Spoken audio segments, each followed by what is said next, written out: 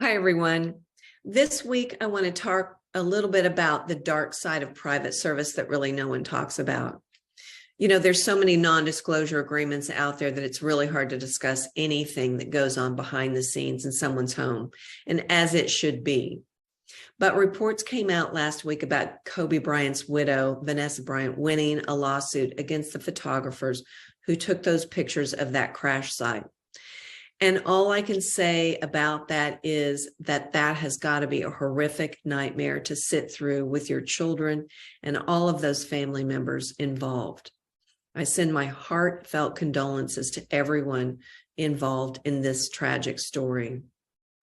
But I can't help stop thinking about the other tragic story that no one's talking about. This is the story of the pilot's family. The pilot that flew the helicopter with those people and those children to the basketball game that Saturday morning in Calabasas. I can't help but think how tragic it is to be a survivor of someone who was directly involved in this type of tragedy. And I'm disturbed about the fact that as private service professionals know, and I'm including the pilot in this category, that there's absolutely no one that would have said no to flying Kobe Bryant that morning, aside from weather reports and any sort of knowledge that that person gained over his entire career.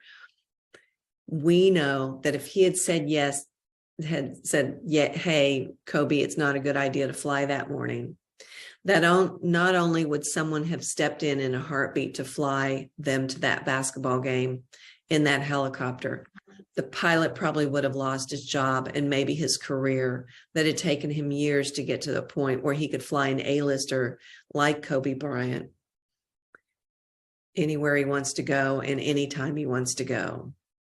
So the dark side of private service is that we do live and work in a say yes culture.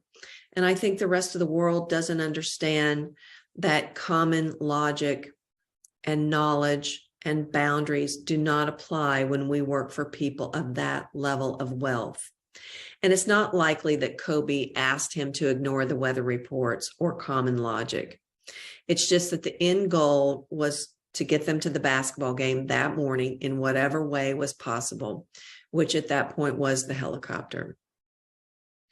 So I would say to anybody who's listening that is a wealthy homeowner who lives in the real world, and I'm assuming that that's why you're listening to this podcast, be human, be smart, and realize that in the bigger picture of life, what we do as private service professionals should be more highly valued, should be better understood, and certainly should be acknowledged as the professionals that they are.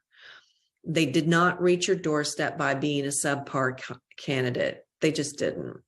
Many private service professionals have had years and years of experience in what we say, or what we call the say yes culture.